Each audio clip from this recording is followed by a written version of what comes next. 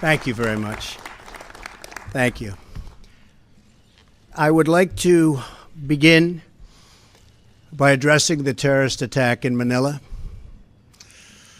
We're closely monitoring the situation, and I will continue to give updates. Anything happens during this period of time, but it is really very sad as to what's going on throughout the world with terror.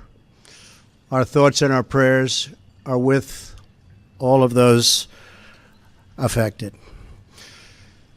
Before we discuss the Paris Accord, I'd like to begin with an update on our tremendous, absolutely tremendous economic progress since Election Day on November 8th. The economy is starting to come back, and very, very rapidly. We've added $3.3 trillion in stock market value to our economy and more than 1 million private sector jobs.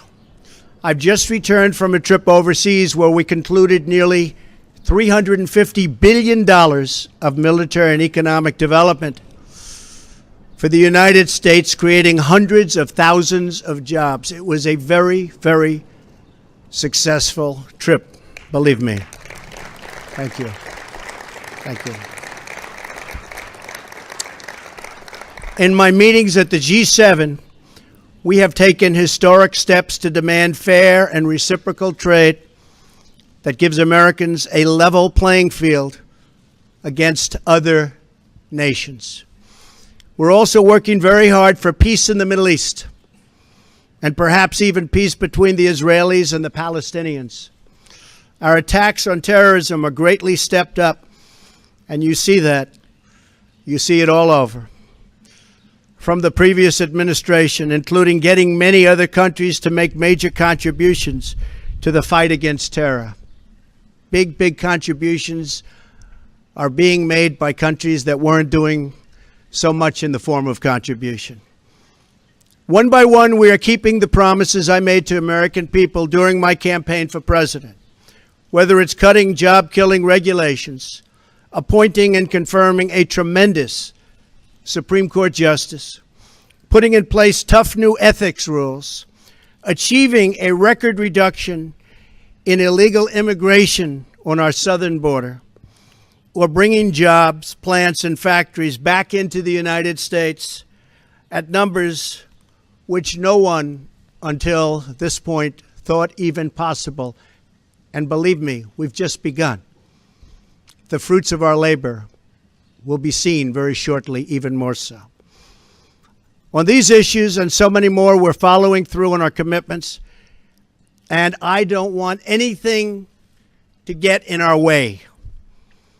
I am fighting every day for the great people of this country. Therefore, in order to fulfill my solemn duty to protect America and its citizens, the United States will withdraw from the Paris Climate Accord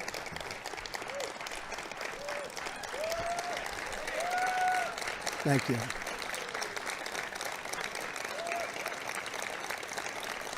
Thank you. But begin negotiations to re-enter either the Paris Accord or in really entirely new transaction on terms that are fair to the United States, its businesses, its workers, its people, its taxpayers. So we're getting out, but we will start to negotiate, and we will see if we can make a deal that's fair. And if we can, that's great. And if we can't, that's fine.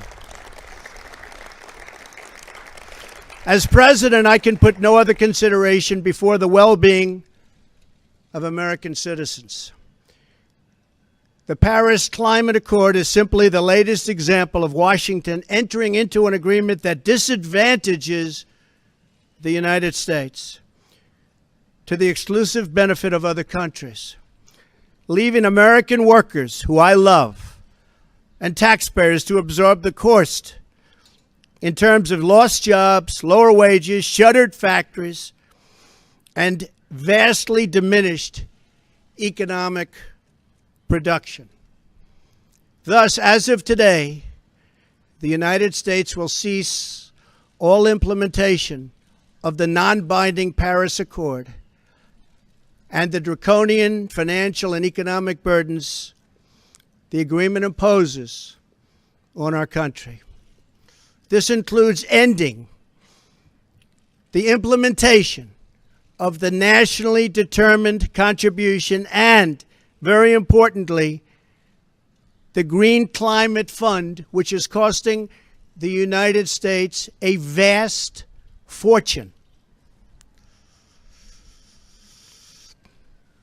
Compliance with the terms of the Paris Accord and the onerous energy restrictions that is placed on the United States could cost America as much as 2.7 million lost jobs by 2025, according to the National Economic Research Associates. This includes 440,000 fewer manufacturing jobs, not what we need. Believe me, this is not what we need, including automobile jobs, and the further decimation of vital American industries on which countless communities rely. They rely for so much, and we would be giving them so little. According to the same study, by 2040, compliance with the commitments put into place by the previous administration would cut production for the following sectors: paper, down 12%. Cement, down 23%. Iron and steel, down 38%. Coal, and I happen to love the coal miners, down 86%. Natural gas, down 31%. The cost to the economy at this time would be close to $3 trillion in lost GDP and 6.5 million industrial jobs, while households would have $7,000 less income, and in many cases, much worse than that. Not only does this deal subject our citizens to harsh economic restrictions, it fails to live up to our environmental ideals. As someone who cares deeply about the environment, which I do, I cannot in good conscience support a deal that punishes the United States, which is what it does. The world's leader in environmental protection, while imposing no meaningful obligations on the world's leading polluters. For example, under the agreement, China will be able to increase these emissions by a staggering number of years, 13. They can do whatever they want for 13 years, not us. India makes its participation contingent on receiving billions and billions and billions of dollars in foreign aid from developed countries. There are many other examples, but the bottom line is that the Paris Accord is very unfair at the highest level to the United States. Further, while the current agreement effectively blocks the development of clean coal in America, which it does, and the mines are starting to open up. We're having a big opening in 2 weeks. Pennsylvania, Ohio, West Virginia, so many places. A big opening of a brand new mine. It's unheard of. For many, many years, that hasn't happened. They asked me if I'd go. I'm going to try. China will be allowed to build hundreds of additional coal plants. So we can't build the plants, but they can, according to this agreement. India will be allowed to double its coal production by 2020. Think of it. India can double their coal production. We're supposed to get rid of ours. Even Europe is allowed to continue construction of coal plants. In short, the agreement doesn't eliminate coal jobs. It just transfers those jobs out of America and the United States and ships them to foreign countries. This agreement is less about the climate and more about other countries gaining a financial advantage over the United States. The rest of the world applauded when we signed the Paris Agreement. They went wild. They were so happy. For the simple reason that it put our country, the United States of America, which we all love, at a very, very big economic disadvantage. A cynic would say the obvious reason for economic competitors and their wish to see us remain in the agreement is so that we continue to suffer this self-inflicted major economic wound. We would find it very hard to compete with other countries from other parts of the world. We have among the most abundant energy reserves on the planet, sufficient to lift millions of America's poorest workers out of poverty. Yet under this agreement, we are effectively putting these reserves under lock and key, taking away the great wealth of our nation. It's great wealth. It's phenomenal wealth. Not so long ago, we had no idea we had such wealth. And leaving millions and millions of families trapped in poverty and joblessness. The agreement is a massive redistribution of United States wealth to other countries. At 1% growth, renewable sources of energy can meet some of our domestic demand. But at 3 or 4% growth, which I expect, we need all forms of available American energy, or our country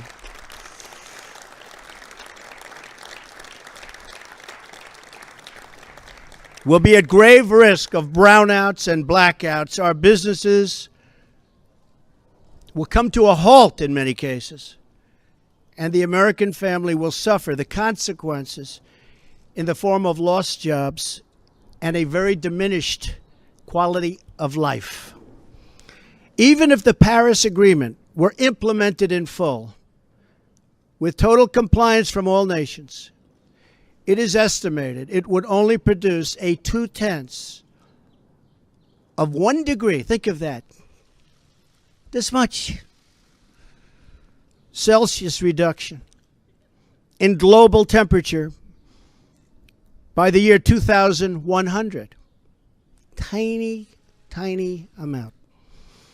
In fact, 14 days of carbon emissions from China alone would wipe out the gains from America, and this is an incredible statistic, would totally wipe out the gains from America's expected reductions in the year 2030.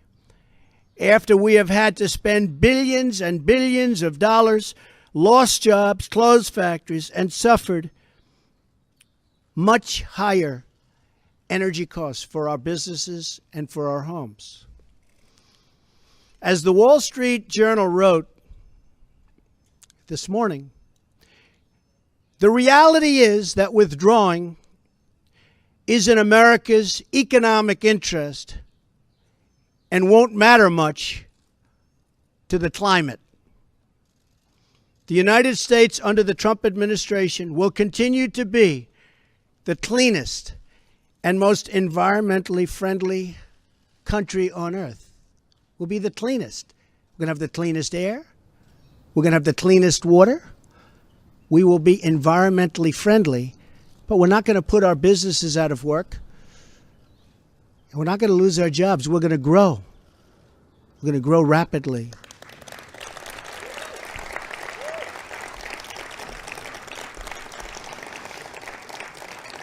And I think you just read, it just came out minutes ago, the Small Business Report. Small businesses, as of just now, are booming, hiring people. One of the best reports they've seen in many years. I'm willing to immediately work with Democratic leaders to either negotiate our way back into Paris under the terms that are fair to the United States and its workers, or to negotiate a new deal that protects our country and its taxpayers.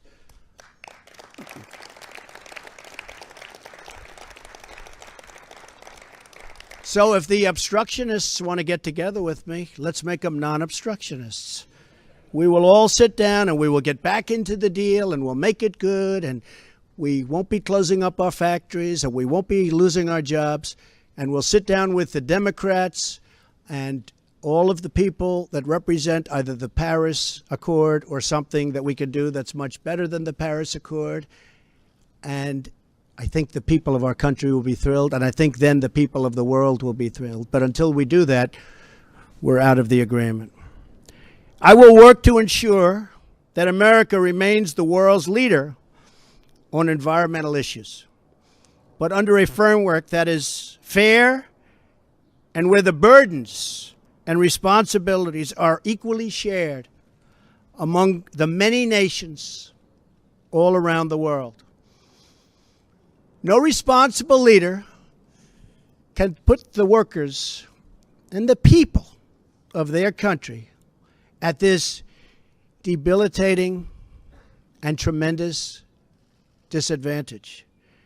The fact that the Paris deal hamstrings the United States while empowering some of the world's top polluting countries should dispel any doubt as to the real reason why foreign lobbyists wish to keep our magnificent country tied up and bound down by this agreement. It's to give their country an economic edge over the United States. That's not going to happen while I'm president. I'm sorry.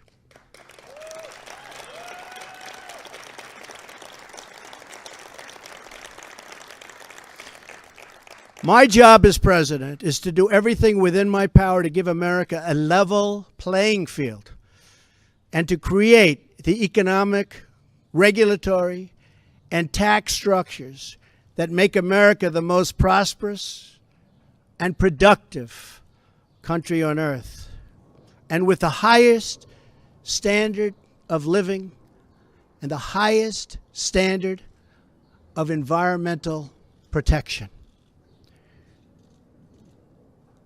Our tax bill is moving along in Congress, and I believe it's doing very well. I think a lot of people will be very pleasantly surprised. The Republicans are working very, very hard.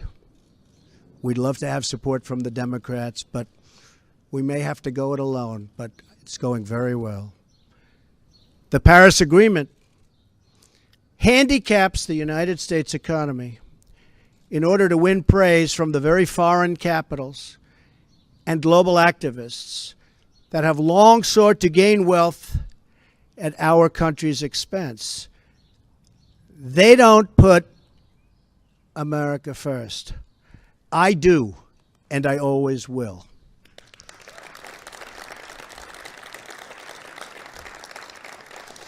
The same nations asking us to stay in the agreement are the countries that have collectively cost America trillions of dollars through tough trade practices and, in many cases, lax contributions to our critical military alliance. You see what's happening. It's pretty obvious to those that want to keep an open mind. At what point does America get demeaned? At what point do they start laughing at us as a country?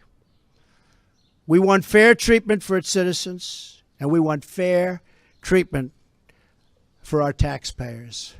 We don't want other leaders and other countries laughing at us anymore, and they won't be. They won't be. I was elected to represent the citizens of Pittsburgh, not Paris.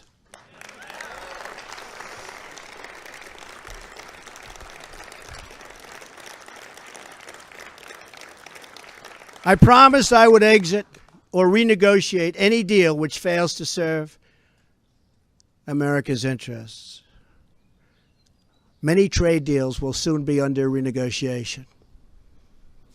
Very rarely do we have a deal that works for this country, but they'll soon be under renegotiation. The process has begun from day one, but now we're down to business. Beyond the severe energy restrictions inflicted by the Paris Accord, it includes yet another scheme to redistribute wealth out of the United States through the so-called Green Climate Fund, nice name, which calls for developed countries to send $100 billion to developing countries, all on top of America's existing and massive foreign aid payments. So we're going to be paying billions and billions and billions of dollars, and we're already way ahead of anybody else. Many of the other countries haven't spent anything, and many of them will never pay one dime. The Green Fund would likely obligate the United States to commit potentially tens of billions of dollars, of which the United States has already handed over $1 billion. Nobody else is even close. Most of them haven't even paid anything, including funds raided out of America's budget for the war against terrorism. That's where they came. Believe me, they didn't come from me. They came just before I came into office. Not good. And not good the way they took the money. In 2015, the United Nations, departing top climate officials, reportedly described the $100 billion per year as peanuts, and stated that the $100 billion is the tail that wags the dog. In 2015, the Green Climate Fund's executive director reportedly stated that estimated funding needed would increase to $450 billion per year after 2020, and nobody even knows where the money is going to. Nobody's been able to say, where is it going to? Of course, the world's top polluters have no affirmative obligations under the Green Fund, which we terminate. America is $20 trillion in debt. Cash-strapped cities cannot hire enough police officers or fix vital infrastructure.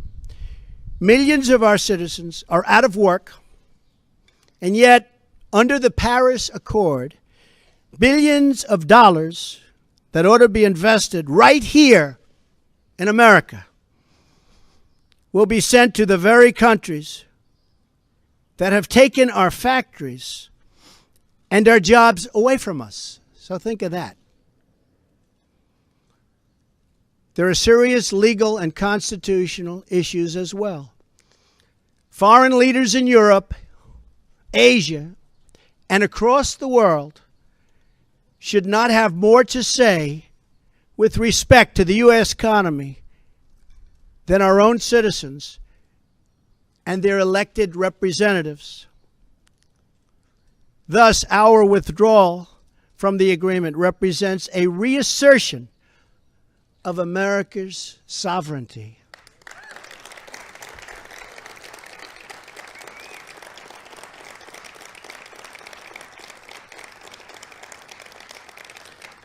Our Constitution is unique among all nations of the world, and it is my highest obligation and greatest honor to protect it, and I will.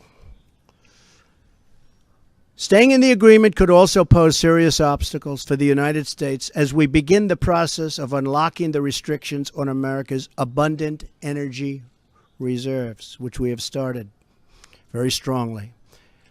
It would once have been unthinkable that an international agreement could prevent the United States from conducting its own domestic economic affairs. But this is the new reality we face if we do not leave the agreement or if we do not negotiate a far better deal.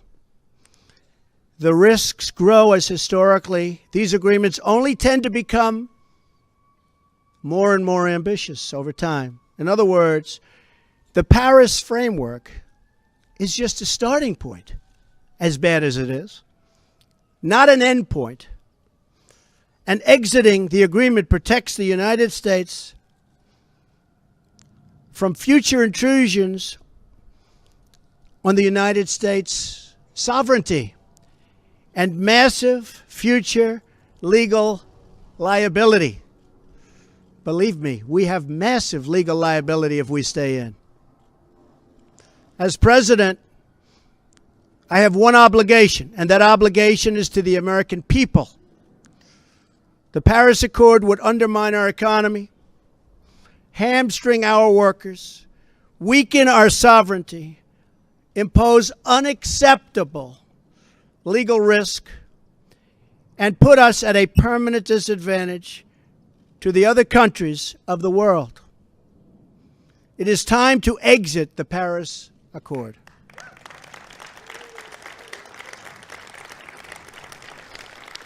And time to pursue a new deal that protects the environment, our companies, our citizens, and our country. It is time to put Youngstown, Ohio, Detroit, Michigan, and Pittsburgh, Pennsylvania, along with many, many other locations within our great country, before Paris, France. It is time to make America great again. Thank you. Thank you. Thank you very much.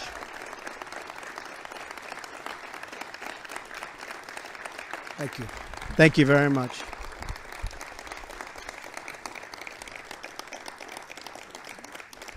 Thank you very much. Very important. I'd like to ask Scott Pruitt, who most of you know and respect, as I do, just to say a few words. Scott, please.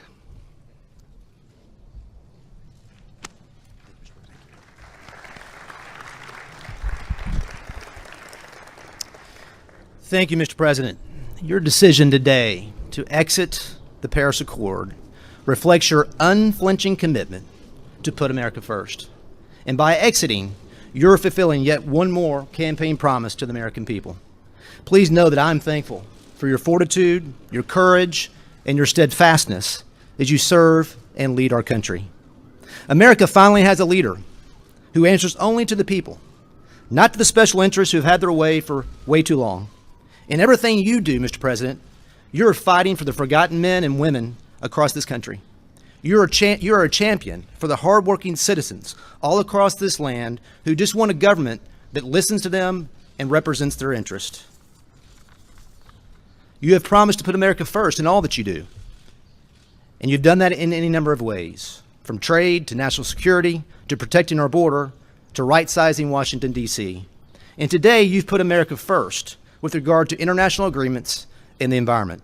This is an historic restoration of American economic independence, one that will benefit the working class, the working poor, and working people of all stripes. With this action, you have declared that the people are rulers of this country once again. And it should be noted that we as a nation do it better than anyone in the world in striking the balance between growing our economy, growing jobs, while also being a good steward of our environment. We owe no apologies to other nations for our environmental stewardship. After all, before the Paris Accord was ever signed, America had reduced its CO2 footprint to levels from the early 1990s. In fact, between the years 2000 and 2014, the United States reduced its carbon emissions by 18+%. And this was accomplished not through government mandate, but accomplished through innovation and technology of the American private sector. For that reason, Mr. President, you have corrected a view that was paramount in Paris, that somehow the United States should penalize its own economy, be apologetic, lead with our chin, while the rest of the world does little. Other nations talk a good game. We lead with action, not words.